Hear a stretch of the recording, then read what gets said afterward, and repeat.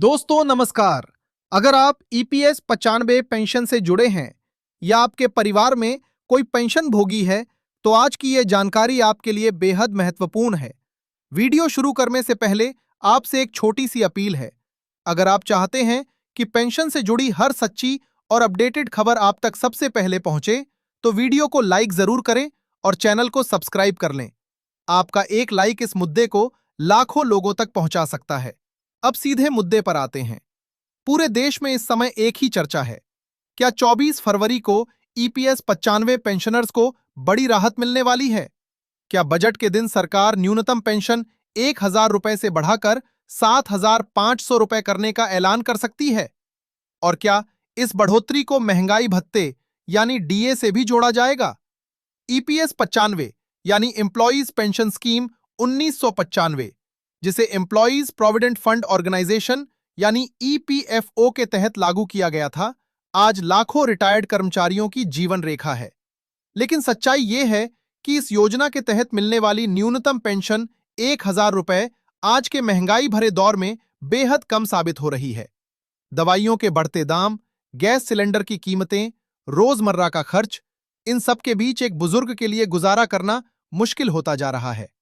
इसी पृष्ठभूमि में पिछले कई वर्षों से देश भर के पेंशनर्स संगठित होकर न्यूनतम पेंशन 7,500 रुपए करने और उसे डीए से जोड़ने की मांग कर रहे हैं। इस आंदोलन का नेतृत्व कई वरिष्ठ प्रतिनिधि कर रहे हैं, जिनमें कमांडर अशोक रावत का नाम प्रमुखता से लिया जा रहा है। उनका कहना है कि ये मांग कोई सुविधा नहीं बल्कि अधिकार है। सूत्रों के हवाले से खबरें सामने आ रही हैं कि हाल ही में दिल्ली में उच्च स्तर पर बैठकों का दौर चला है। बजट सत्र से पहले पेंशन के मुद्दे पर चर्चा हुई है। हालांकि अभी तक कोई आधिकारिक घोषणा नहीं हुई है, लेकिन यह जरूर कहा जा रहा है कि सरकार इस मुद्दे को नजरअंदाज नहीं कर सकती। 24 फरवरी को जब बजट पेश होगा तो सबकी निगाहें इस बात पर टिकी होंगी कि क्या वित्त मंत्री अपने भाषण में ईपीएस 95 पेंशनर्स के लिए कोई विशेष प्रावधान घोषित करती हैं। चर्चा यह भी है कि न्यूनतम पेंशन को बढ़ाने के साथ साथ महंगाई भत्ते से जोड़ने पर भी विचार हो सकता है, ताकि भविष्य में महंगाई बढ़ने पर पेंशन अपने आप समायोजित होती रहे। लेकिन यहां एक अहम बात समझना जरूरी है। सोशल मीडिया पर कई तरह के लेटर, नोटशीट और साइन किए हुए दस्तावेज वायरल हो रहे हैं, जिनमें दावा किया जा रहा है कि 7,500 रुपए प्लस डीए की फाइल को मंजूरी मिल चुकी है। सच यह है कि जब तक कोई आधिकारिक नोटिफिकेशन जारी नहीं होता, तब तक किसी भी वायरल दस्तावेज को अंतिम सत्य नहीं माना जा सकता। पेंशनर संगठनों का कहना है कि वे केवल आश्वासन नहीं बल्कि लिखित आदेश चाहते हैं। उनका तर्क साफ है। कई बार पहले भी वादे हुए, लेकिन जमीन पर लागू नहीं हुए। इसलिए इस बार वे अंतिम और स्पष्ट निर्णय की मांग कर रहे हैं। बताया जा रहा है कि अगर 24 फरवरी को बजट में इस मुद्दे का जिक्र नहीं हुआ तो देश भर में आंदोलन तेज किया जा सकता है। कुछ संगठनों ने संकेत दिए हैं कि वे शांतिपूर्ण तरीके से अपनी आवाज बुलंद करेंगे। हालांकि उनका कहना है कि वे टकराव नहीं चाहते बल्कि समाधान चाहते हैं। यह भी चर्चा में है कि सरकार उन पेंशनर्स का डेटा एकत्र कर रही है जिनकी पेंशन 2,000 रुपए से कम है। अगर यह सही है तो इसका मतलब हो सकता है कि किसी विशेष राहत पैकेज पर विचार चल रहा है। लेकिन फिर वही बात, जब तक आधिकारिक घोषणा नहीं होती तब तक हर सूचना को सावधानी से देखना जरूरी है।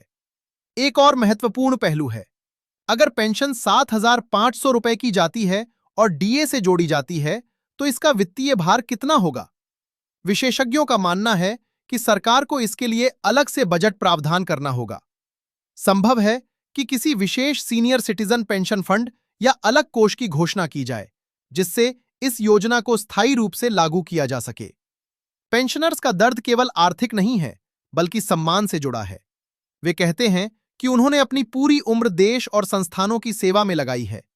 अब बुढ़ापे में कम से कम इतना तो होना चाहिए कि दवाइयों और रोटी के लिए संघर्ष न करना पड़े। इस समय सबसे बड़ा सवाल यही है, क्या 24 फरवरी का दिन ऐतिहासिक साबित होगा?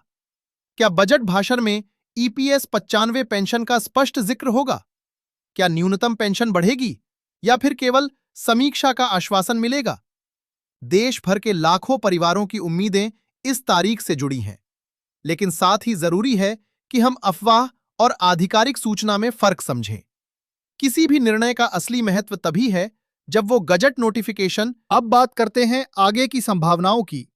मान लीजिए कि 24 फरवरी को बजट भाषण में ईपीएस 95 पेंशन का जिक्र होता है और न्यूनतम पेंशन 7,500 रुपए करने की घोषणा कर दी जाती है। तो इसके बाद क्या होगा? सबसे पहले संबंधित मंत्रालय की ओर से विस्तृत दिशा निर्देश जारी किए जाएंगे। उसके बाद एम्प्लॉइज प्रोविडेंट फंड ऑर्गेनाइजेशन यानी ईपीएफओ को नई दरों के अनुसार गणना करने और सिस्टम अपडेट करने का निर्देश मिलेगा। इसके बाद ही वास्तविक रूप से खातों में बढ़ी हुई पेंशन आना शुरू होगी। कई जानकारों का मानना है कि अगर घोषणा होती भी है तो संभव है कि लागू होने की तारीख आगे की रखी जाए, जैसे 24 अप्रैल से। यह भी संभव है कि सरकार पहले सिद्धांत रूप में मंजूरी दे और फिर चरणबद्ध तरीके से इसे लागू करे। इसलिए यह समझना जरूरी है कि घोषणा और क्रेडिट मैसेज के बीच कुछ समय का अंतर हो सकता है। अब दूसरी स्थिति पर आते हैं। अगर बजट में स्पष्ट रूप से 7,500 रुपए प्लस डीए का जिक्र नहीं होता, ऐसे में पेंशनर संगठनों की प्रतिक्रिया क्या हो सकती है? पिछले बयानों के आधार पर संकेत मिलते हैं कि वे शांतिपूर्ण लेकिन व्यापक आंदोलन का रास्ता अपना सकते हैं। धरना, प्रदर्शन, ज्ञापन और जनप्रतिनिधियों से मुलाकात जैसे कदम उठाए जा सकते हैं। कुछ नेताओं ने सख्त रुख भी दिखाया है, लेकिन आधिकारिक रणनीति आमतौर पर बैठक के बाद तय की जाती है। पेंशनर्स की मुख्य मांग केवल राशि बढ़ाने की नहीं है, बल्कि उसे महंगाई भत्ते से जोड़ने की है। अगर पेंशन डीए से लिंक हो जाती है, तो हर 6 महीने में महंगाई दर के अनुसार उसमें स्वतः वृद्धि होती रहेगी। इससे भविष्य में बार-बार आंदोलन की जरूरत कम पड़ेगी और पेंशन स्थिर एवं सम्मानजनक स्तर पर बनी रह सकेगी। विशेषज्ञ यह भी कहते हैं कि सरकार के सामने संतुलन की चुनौती है। एक तरफ लाखों बुजुर्गों की अपेक्षाएं हैं, दूसरी तरफ राजकोषीय दबाव। अगर न्यूनतम पेंशन 7,500 रुपए की जाती है, तो इससे सरकारी व्यय में उल्लेखनीय वृद्धि होगी। इसलिए संभव है कि सरकार कोई मध्य मार्ग निकाले, जैसे तत्काल आंशिक वृद्धि और आगे समीक्षा का वादा। हालांकि पेंशनर संगठनों का रुख स्पष्ट है कि वे अधूरी बढ़ोतरी को स्वीकार करने के पक्ष में नहीं हैं। इस पूरे घटनाक्रम में एक और पहलू महत्वपूर्ण है, डेटा और पात्रता का। अगर सरकार कम पेंशन पाने वालों की सूची तैयार कर रही है, तो इसका मतलब हो सकता है कि राहत विशेष रूप से उन्हीं को दी जाए जिनकी पेंशन बहुत कम है। यानी एक तरह का स्लैब सिस्टम भी बन सकता है। हालांकि इस पर अभी कोई आधिकारिक बयान नहीं है। अब बात उस भावनात्मक पक्ष की जिसे अक्सर आंकड़ों में नहीं मापा जा सकता। एक बुजुर्ग के लिए पेंशन केवल आय नहीं है, बल्कि आत्मसम्मान है। जब हर महीने एक निश्चित राशि बैंक खाते में आती है, तो उसे यह भरोसा मिलता है कि वह परिवार पर बोझ नहीं है। यही कारण है कि यह मुद्दा केवल आर्थिक नहीं, सामाजिक भी बन चुका है। अगर 24 फरवरी को सकारात्मक घोषणा होती है, तो यह लाखों परिवारों के लिए राहत की खबर होगी। दवाइयों का खर्च, किराने का बिल, बिजली पानी का भुगतान, इन सब में थोड़ी स्थिरता आएगी। वहीं अगर फैसला टलता है, तो आंदोलन की आवाज फिर से तेज हो सकती है। इस समय सबसे जरूरी है धैर्य और जागरूकता। किसी भी वायरल फोटो, ऑडियो या कथित आदेश पर भरोसा करने से पहले आधिकारिक वेबसाइट या मंत्रालय की सूचना का इंतजार करना चाहिए, क्योंकि गलत जानकारी से उम्मीदें बनती हैं और फिर निराशा भी उतनी ही गहरी होती है। आने वाला समय तय करेगा कि सरकार और पेंशनर्स के बीच यह लंबा संघर्ष किस मोड़ पर पहुंचता है। लेकिन एक बात साफ है, ईपीएस 95 का मुद्दा अब राष्ट्रीय बहस का हिस्सा बन चुका है। इसे नजरअंदाज करना आसान नहीं होगा। आप सभी से फिर वही अपील है, जुड़े रहिए, जागरूक रहिए और केवल प्रमाणित सूचना पर भरोसा कीजिए। अगर इस विषय पर कोई आधिकारिक घोषणा, नोटिफिकेशन या ठोस अपडेट आता है, तो हम आपको विस्तार से समझाएंगे कि उसका आपके खाते और भविष्य पर क्या असर पड़ेगा।